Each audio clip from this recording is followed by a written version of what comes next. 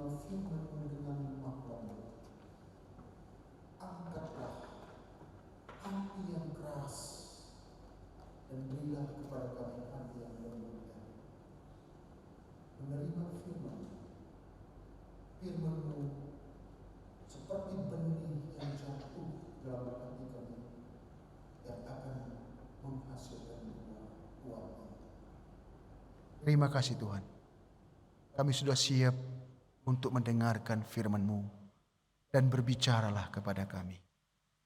Di dalam nama Yesus kami berdoa. Amin. Selamat sore saudara-saudara. Iya.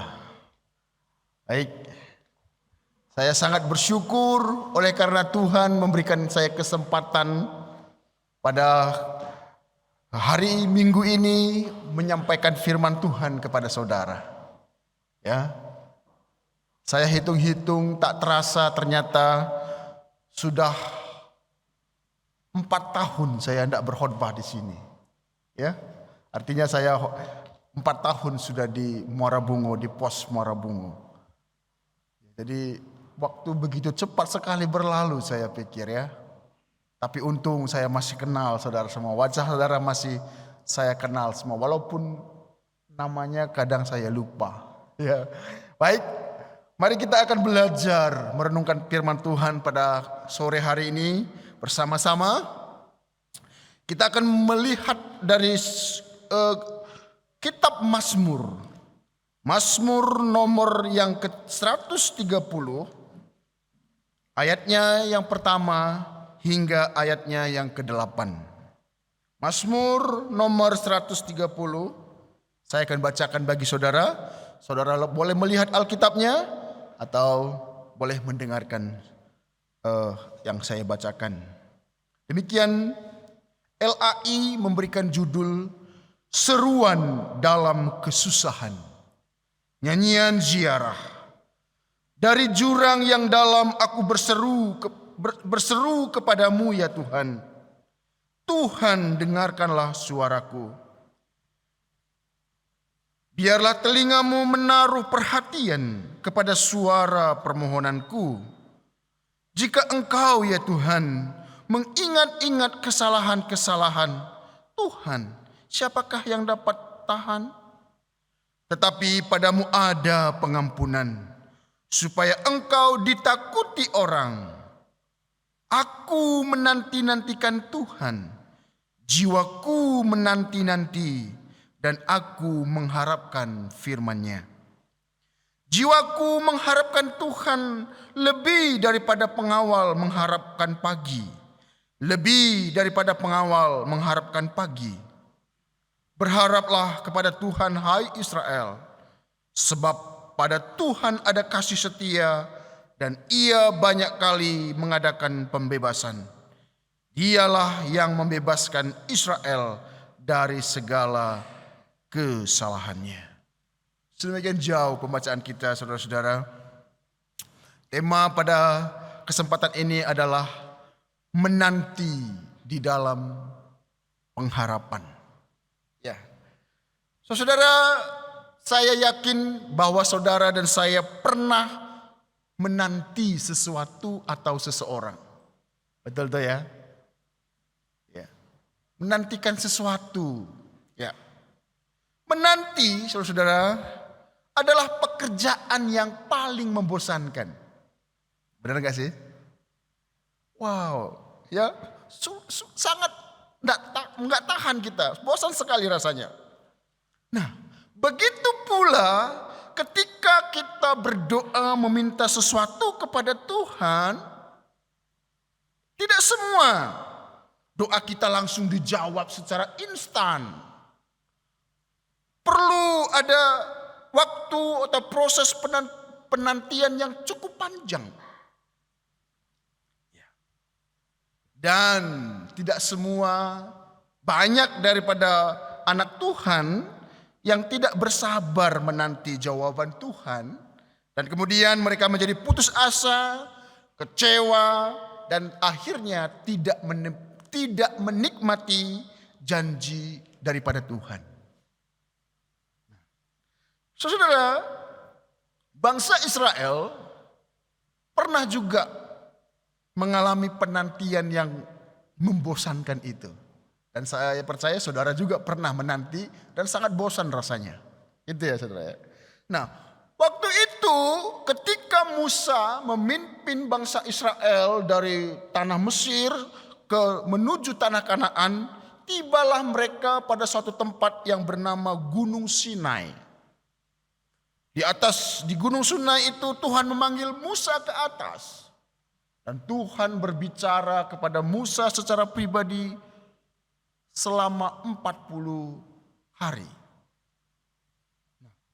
Di atas gunung bagaimana terjadi suatu hubungan yang begitu indah, pertemuan yang luar biasa Musa dengan Tuhan. Tetapi sebaliknya di bawah gunung orang-orang Israel menunggu dengan bosan dan sudah menjadi gusar. Saudara, ada suatu gambaran yang sangat kontras ya. Di atas gunung terjadi suatu suasana yang begitu indah. Hadirat Tuhan hadir. Tetapi di bawah gunung orang-orang menjadi gusar dan bosan menantikan Musa. Ya, saudara, ini luar biasa ya. Ini satu gambaran yang saya pikir menggambarkan bagaimana manusia akan menghadapi hal-hal yang seperti itu. Nah, mereka mulai bosan dan mulai gusar. Beberapa orang mulai, di mana Musa itu? Apakah dia sudah mati? Apakah mungkin dia sudah pergi meninggalkan kita? Atau mungkinkah dia sudah diangkat oleh Tuhan? Mereka menanti dan menjadi bosan. Akhirnya mereka membuat suatu inisiatif untuk mendirikan Allah bagi mereka, yaitu anak lembu emas. Saudara bisa bayangkan, gambarkan betapa suatu kontras yang begitu tinggi dan dalam itu, di mana hadirat Tuhan terjadi di atas gunung dan di bawah gunung terjadi kekacauan yang begitu luar biasa. Orang-orang menyembah kepada anak patung lembu emas itu. Nah, saudara, sekali lagi saya katakan bahwa menanti adalah hal yang paling tidak menyenangkan. Sebab karakter kita manusia ingin selalu sesuatu yang instan, cepat, langsung gitu loh. Nah, kita mau yang itu, maka kalau di ruang makan kan selalu ada itu. Pesan ini ya. Lalu terakhirnya apa? Gak pakai lama, gitu ya.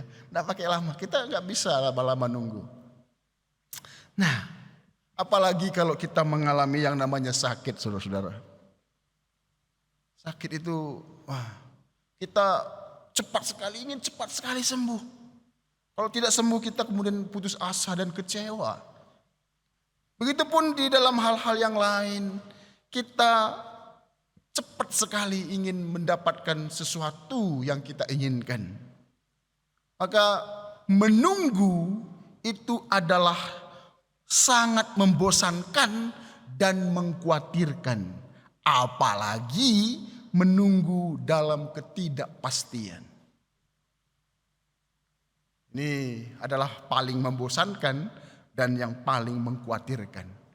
Yang ditunggu tuh nggak tahu, nggak ada kepastian yang ditunggu tuh. Nah, ini khawatir dan bosannya luar biasa. Boring kata anak-anak sekarang. Ya.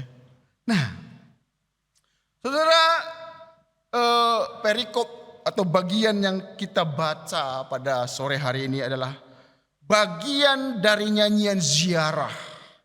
Ya. Nyanyian ziarah itu artinya adalah kumpulan dari lagu-lagu yang dinyanyikan waktu perayaan bangsa Israel. Jadi bangsa Israel itu merayakan perayaan dan mereka menyanyikan lagu-lagu ziarah ini. Untuk apa? Untuk mengingat pekerjaan Tuhan yang besar bagi bangsa Israel. Yaitu bagaimana Tuhan Allah membebaskan mereka dari bangsa Mesir dan membawa mereka ke tanah perjanjian. Dan bagaimana selama 40 tahun di padang belantara Tuhan menyertai mereka. Maka mereka melakukan nyanyian ziarah ini. Perlu kita ketahui saudara bahwa bangsa Israel menurut hukum Musa mereka paling setidaknya 3 kali dalam setahun untuk pergi ke Yerusalem. Untuk mengadakan perayaan ini. Mengingat pekerjaan Tuhan di dalam bangsa itu. Nah, saudara mari kita lihat semakin jauh dari ayat-ayat ini saudara ya. LAI memberikan judul Seruan dari dalam kesusahan. Seruan dari dalam kesusahan. Pemazmur di dalam ayatnya yang pertama, dia mengatakan bahwa dari jurang yang dalam aku berseru kepadamu ya Tuhan. Dari jurang yang dalam aku berseru kepadamu ya Tuhan. Nah, dari sini dari ayat ini kita sudah melihat bagaimana pemazmur sedang menghadapi sesuatu yang kesusahan atau pergumulan yang besar. Kesusahan dan pergumulan yang besar. Pergumulan ini tidak mudah. Dikatakan dari jurang yang dalam. Apa itu jurang saudara-saudara? Istilah jurang bagi orang Israel selalu mempunyai konotasi dengan laut. Ya, bagi orang Israel konotasi itu laut. Ya, bagi orang Israel laut merupakan lambang dari semua kejahatan. Ya, tempat dari kuasa kegelapan. Nah, jadi kalau dikatakan bahwa seruan dari jurang yang dalam ini menunjukkan bahwa pemazmur sedang dalam kegelisahan dan kekacauan jiwa. Catat kalimat ini ya.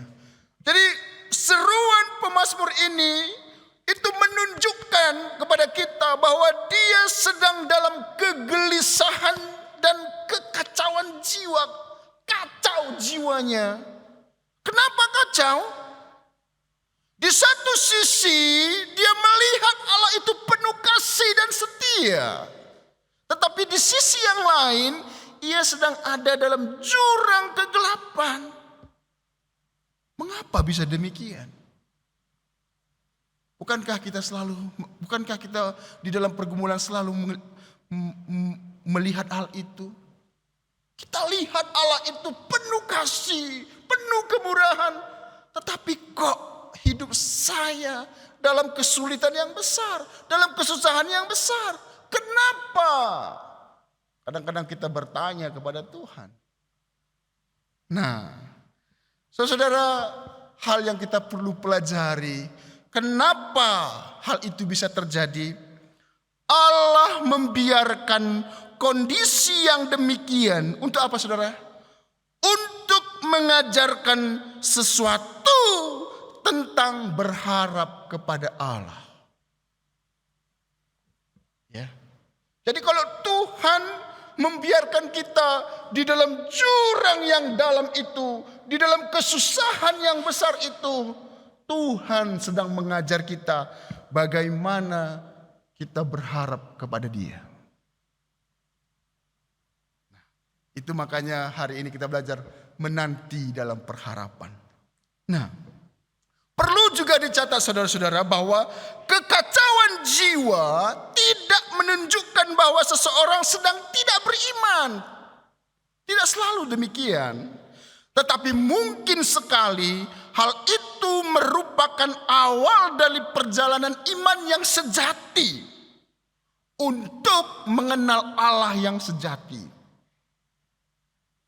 Bukankah seringkali ketika kita menghadapi pergumulan berat, ketika kita mengalami kesusahan yang begitu sulit, kita mulai mencari Allah dan mengenal Allah yang sejati itu.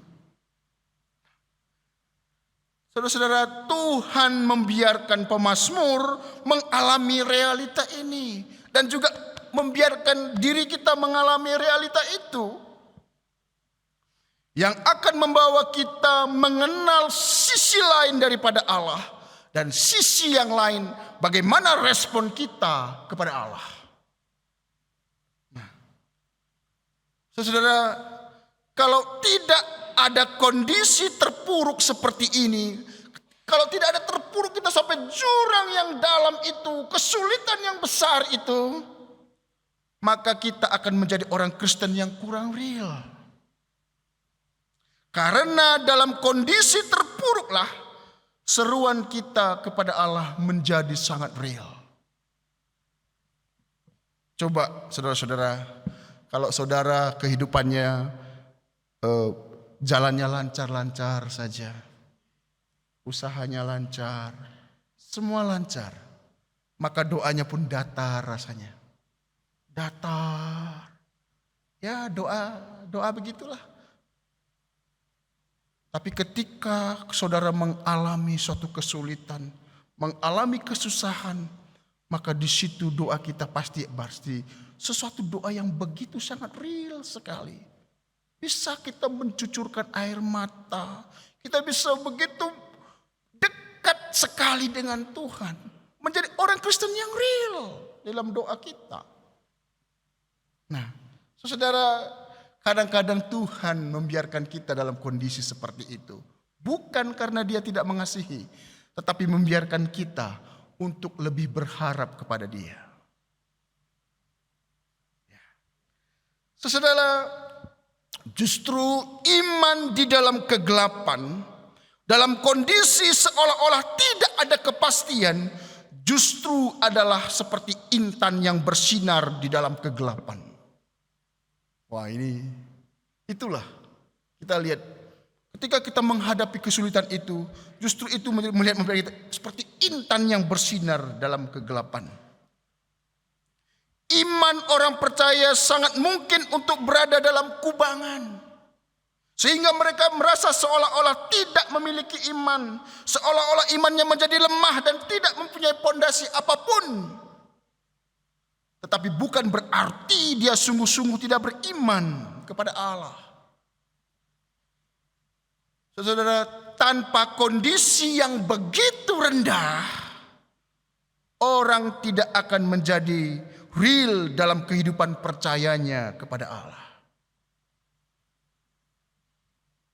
Itu maka pemazmur mengatakan, dari jurang yang dalam aku berseru kepadamu ya Tuhan. Saudara, selanjutnya di dalam ayatnya yang kedua, pemazmur berseru, Tuhan dengarlah doaku. Saudara-saudara, kalimat ini menunjukkan suatu pengakuan yang besar bahwa Allah adalah Allah, saya adalah saya. Tuhan, dengarkanlah doaku. Kalimat ini seperti seruan seorang pengemis. Suatu kali, waktu Yesus berjalan, ada seorang pengemis buta yang bernama Bartimeus. Bartimeus berseru, Yesus anak Daud, kasihanilah aku. Sama seperti pemazmur ini tadi. Tuhan, dengarlah doaku. Saudara, jiwa dari kalimat ini adalah mengemis untuk mendapatkan perhatian dari Allah. Jadi orang percaya adalah seperti seorang pengemis di hadapan hadirat Allah.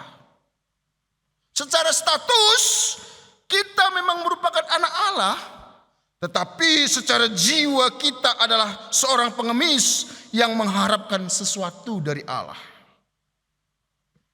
Jadi saudara-saudara, Mazmur ini mencatat tentang bagaimana pemazmur mulai pergumulannya dan meminta Allah mendengar doanya. Ini adalah awal pengalaman untuk menemukan pengharapan. Dari sinilah pemazmur mulai menemukan pengharapannya bahwa Tuhan mendengar doanya. Saudara, seruan supaya Allah mendengar doa kita adalah merupakan titik awal dari teologi doa kita. Itu titik awalnya, saudara. Kita tahu bahwa Allah mendengar doa kita, tetapi jangan lupa kita harus sadar sesadar-sadarnya bahwa Dia dapat bertindak sesuai dengan kemauannya. Bisa saja Dia tidak mengubris doa kita. Jadi ini teologi doa ya saudara-saudara ya.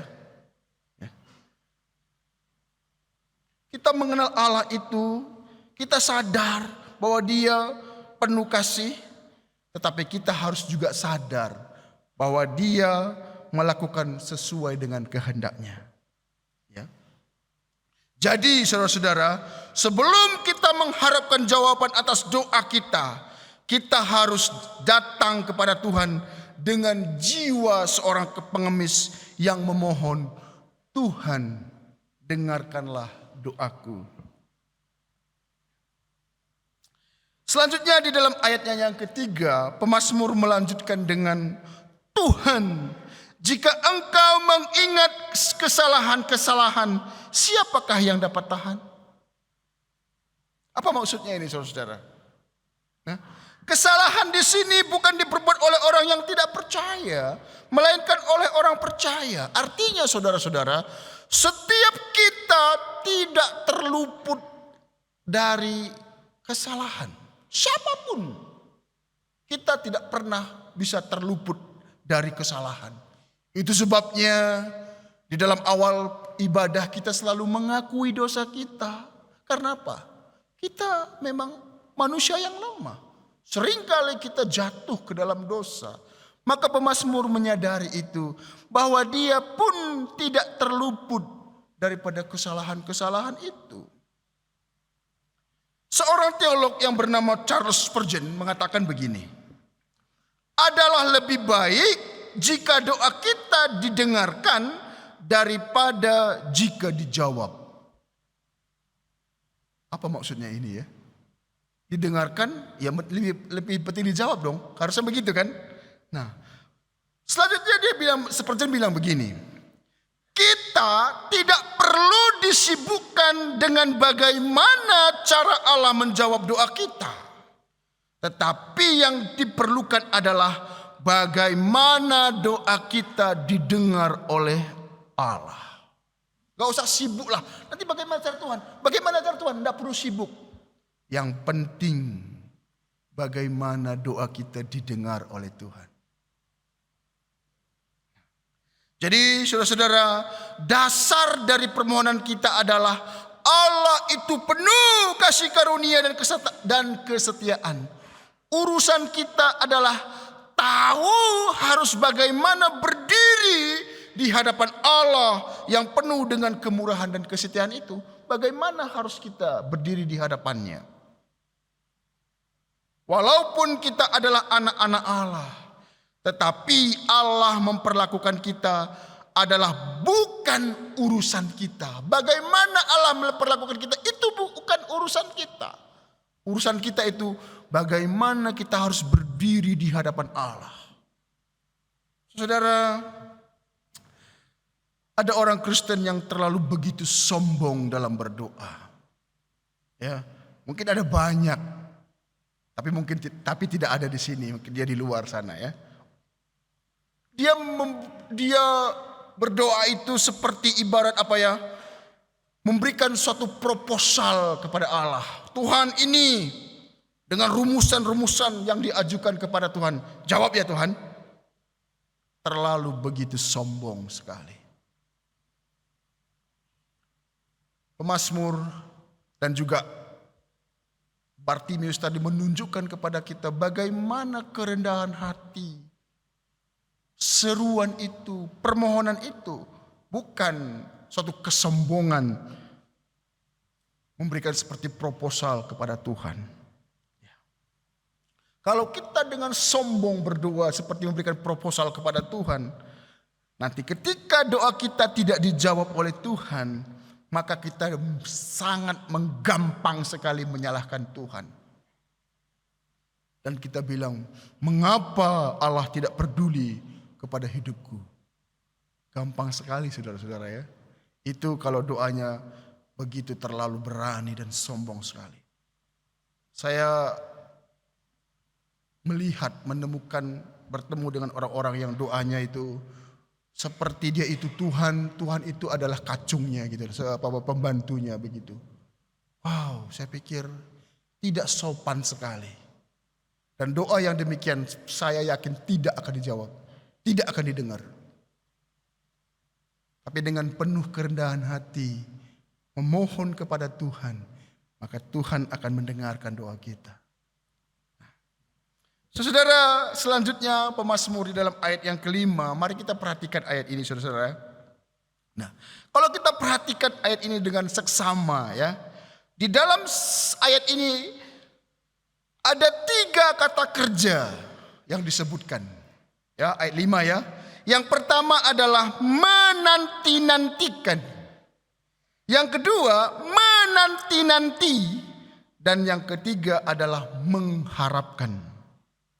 Ayat ini jelas berbicara tentang hope, pengharapan orang percaya, ya saudara. Ya, harapan orang percaya.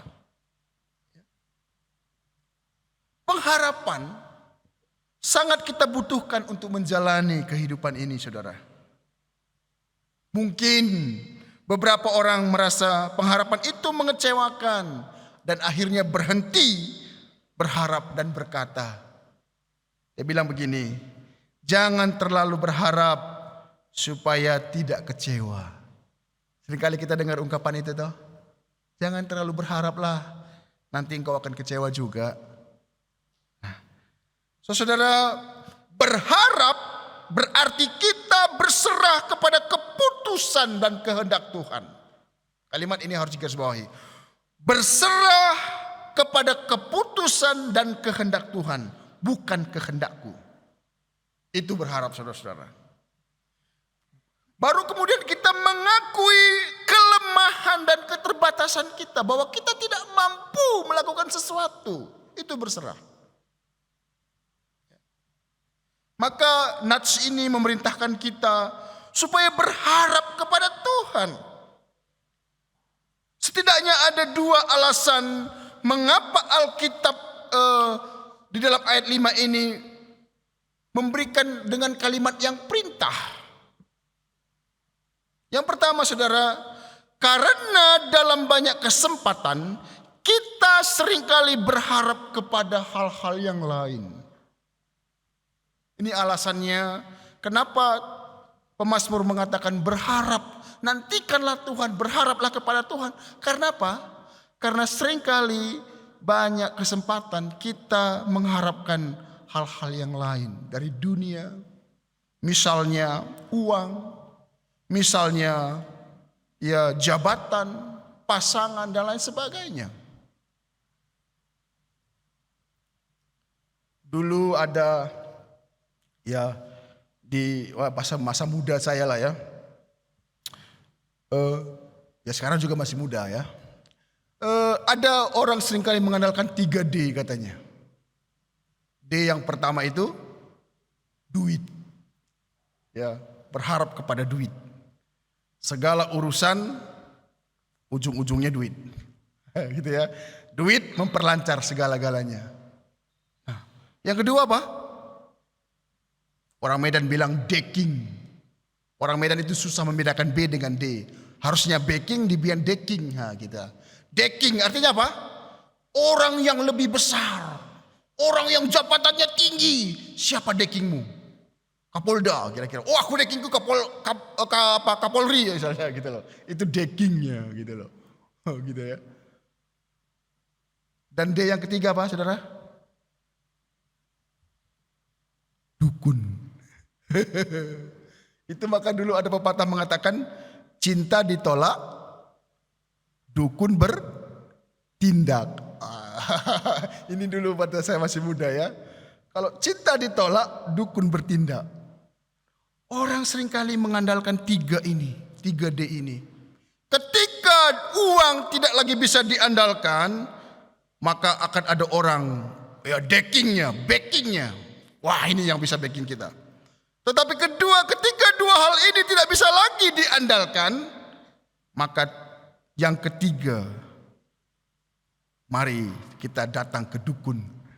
Kita jampi dia, kira-kira begitu. Iya, cinta ditolak, dukun bertindak. Kalau sesuatu gak bisa lagi dengan ini dan itu, mari kita lakukan dengan dukun. Kira-kira gitu. Seringkali saudara-saudara, manusia mengharapkan bukan kepada Tuhan tetapi kepada hal-hal yang lain itu.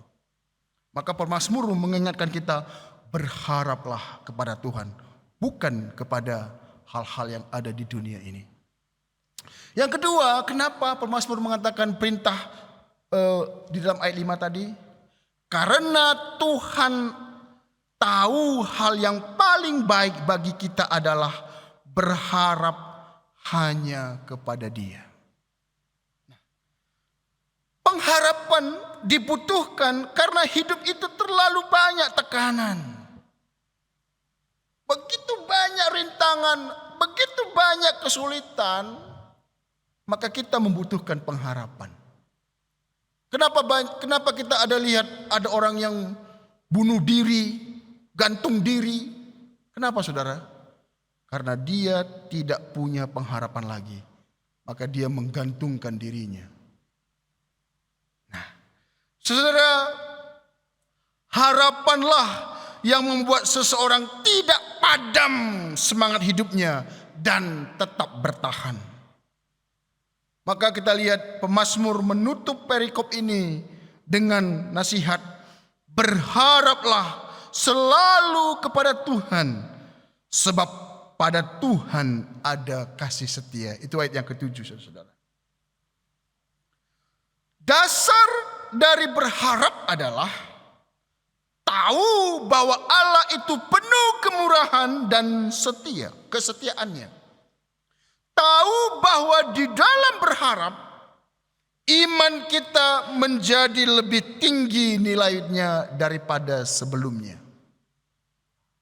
Jadi ketika kita berharap kepada Allah, iman kita lebih tinggi, saudara-saudara.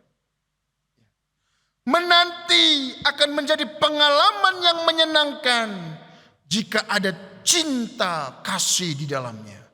Bukan lagi hal yang membosankan, tetapi hal yang menyenangkan karena kita menanti-nantikan Tuhan. Pemazmur menggambarkan bagaimana jiwanya mengharapkan Allah lebih daripada pengawal mengharapkan pagi. Dan itu diulangi 2 kali. Ada penekanannya, lebih daripada pengawal yang mengharapkan pagi hari. Ada ditekankan. Apa maksudnya saudara-saudara? Kalau kita lihat di dalam perjanjian lama, kota-kota pada zaman dahulu itu dikelilingi oleh tembok yang tinggi-tinggi dan besar. Supaya apa? Supaya orang-orang yang tinggal di dalam kota itu merasa aman dan tentram. Dan ada pengawal, ya. Para pengawal itu berjaga di atas tembok-tembok itu. Selalu waspada, terutama pada waktu malam. Karena seringkali malam musuh datang menyerang dan penduduk lagi sedang tidur, maka seringkali musuh menyerang itu. Itu sebabnya pengawal itu berjaga-jaga. Berjaga sepanjang malam. Pengawal harus tetap dalam kondisi kuat sepanjang malam sambil berharap pagi segera datang. Bagi para pengawal waktu itu, pagi itu adalah suatu harapan yang sangat ditunggu-tunggu. Itu sebabnya Yesaya 40 ayat 31 mengatakan demikian. Saya bacakan ya. Yesaya 40 ayat yang ke-31. Orang-orang yang menanti-nantikan Tuhan mendapat kekuatan baru. Mereka seumpama raja wali yang naik terbang dalam kekuatan sayapnya. Mereka berlari dan tidak menjadi lesu. Mereka berjalan dan tidak menjadi lelah. Bagaimana Yesaya menggambarkan orang-orang yang menanti-nantikan Tuhan, mereka diberikan kekuatan baru. Ya, seperti burung Raja Wali yang bisa terbang tinggi. Karena mereka menantikan Tuhan.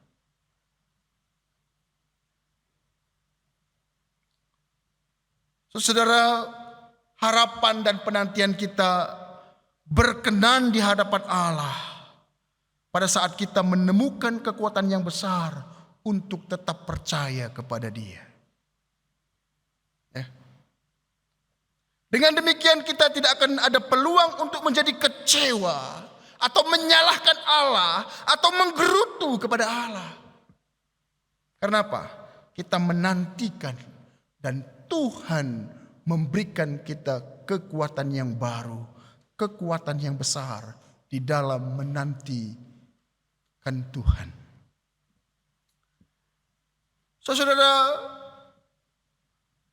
penegasan dalam firman ini adalah satu-satunya harapan kita menjalani lika-liku kehidupan. Kita hanya harus berharap kepada Tuhan Yesus Kristus. Karena apa? Karena Dia tidak akan pernah mengecewakan kita. Janji-janjinya bukan bualan, bukan pula khayalan. Maka mari belajar. Hari ini kita mulai hanya berharap kepada Tuhan, bukan berharap kepada hal-hal yang lain. Saya pastikan saudara-saudara, ketika saudara-saudara berharap kepada hal-hal yang lain, D3 tadi, saya pastikan saudara akan kecewa. Tetapi ketika saudara dan saya berharap hanya kepada Tuhan, saudara dan saya akan melihat janji-janji Tuhan itu digenapi. Ada dua hal pertanyaan yang perlu kita renungkan saudara. Kepada siapakah saudara selama ini menaruh pengharapan saat menghadapi tantangan dan kesulitan? Boleh dijawab dalam hati saudara-saudara. Pikirkan, kalau selama ini ketika ada tantangan hidup, kesulitan hidup, kepada siapa sih aku berharap? Tuhankah? Atau hal-hal yang lain? Yang kedua saudara, apakah saudara selalu memegang janji-janji Tuhan? Atau memegang hal-hal yang lain? Pemazmur mengatakan di dalam Mazmur 119, pemazmur berkata, di dalam hatiku aku menyimpan janji-janjimu supaya aku tidak berdosa kepada Engkau. Saudara-saudara, apa yang kau simpan dalam hatimu? Apakah engkau berharap kepada Dia? Apakah engkau selalu menanti-nantikan Tuhan di dalam seluruh kehidupanmu? Di dalam doa yang engkau panjatkan kepada Tuhan, apakah engkau menanti-nantikan Tuhan dengan penuh harapan? Dan selalu memegang janji-janjinya. Apakah yang engkau simpan dalam hatimu?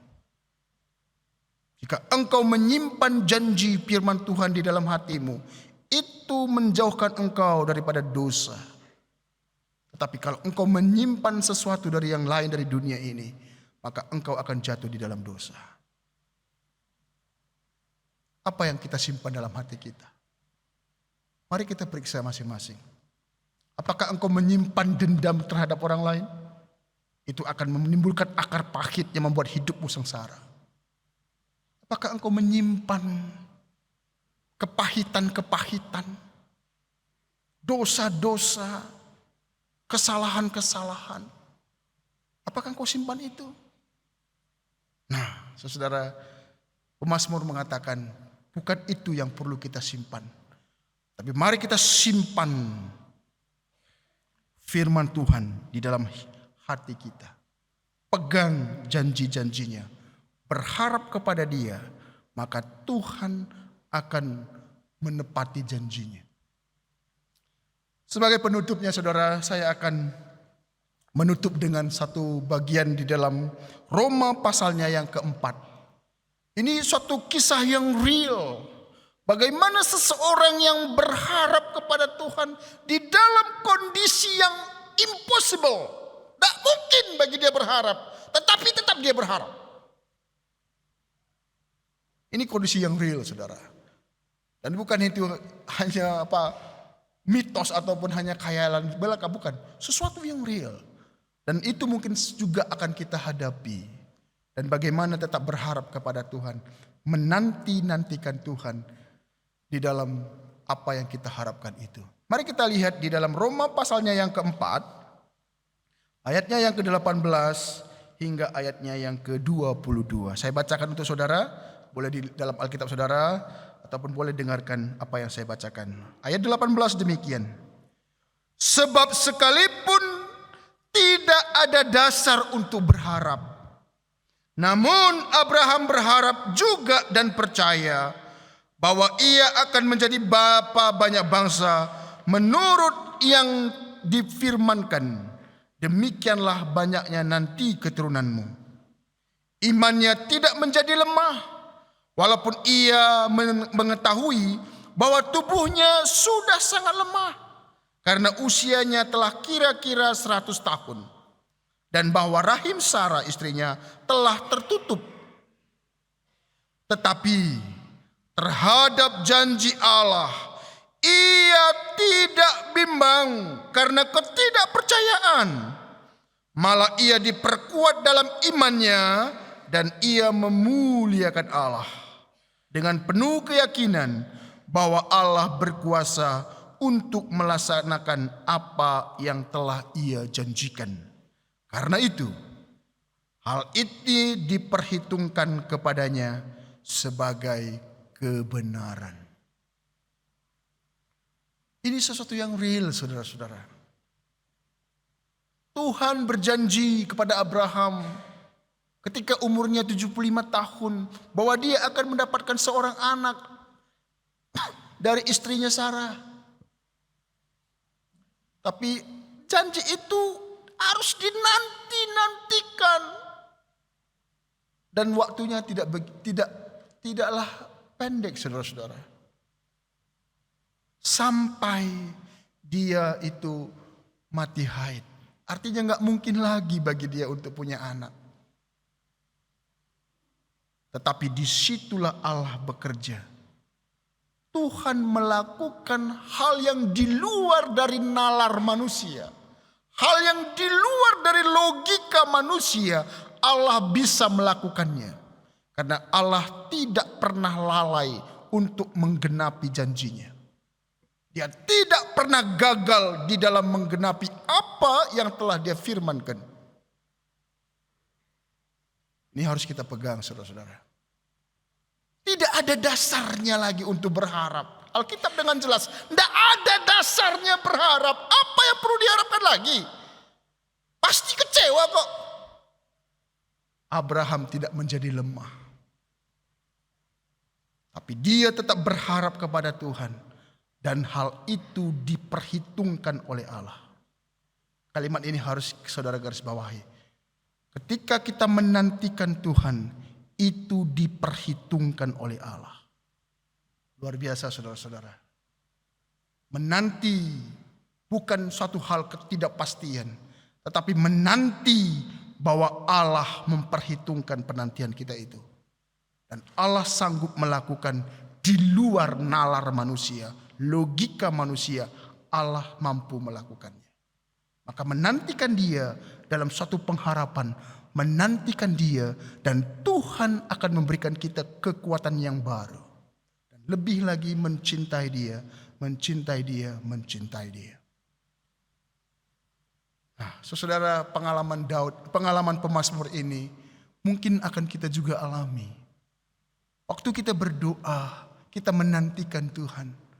Mari kita lebih berharap kepada Tuhan. Mari kita memegang janji-janji Tuhan. Dan kita akan melihat bagaimana janji-janji itu digenapi di dalam hidup kita.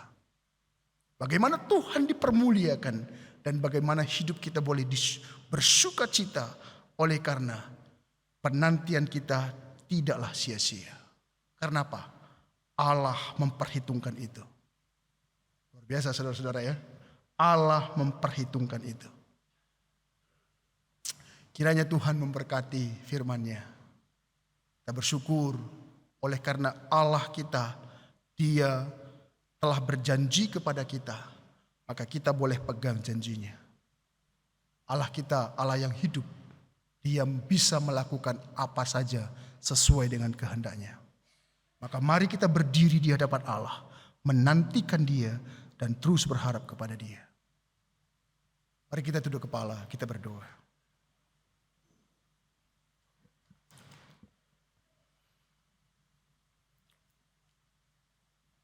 Bapa di dalam surga, sungguh kami bersyukur kepadamu oleh karena Engkau Allah yang tidak pernah meninggalkan kami. Engkau Allah yang selalu setia akan janjimu. Kami bersyukur ya Tuhan. Ketika kami menantikan Engkau di dalam suatu pengharapan bahwa Engkau Tuhan akan memperhitungkan itu. Terima kasih Tuhan Yesus. Kau sungguh amat baik. Ketika kami mengalami pergumulan hidup, kesulitan hidup, mungkin kesusahan demi kesusahan di dalam kehidupan kami, ajari kami Tuhan untuk berharap hanya kepadamu. Biarlah iman kami semakin hari semakin dalam, semakin hari semakin sungguh percaya kepadamu. Karena harapan kami hanya ada padamu. Terima kasih Tuhan, hamba-Mu yang lemah, yang hina ini sudah selesai berbicara.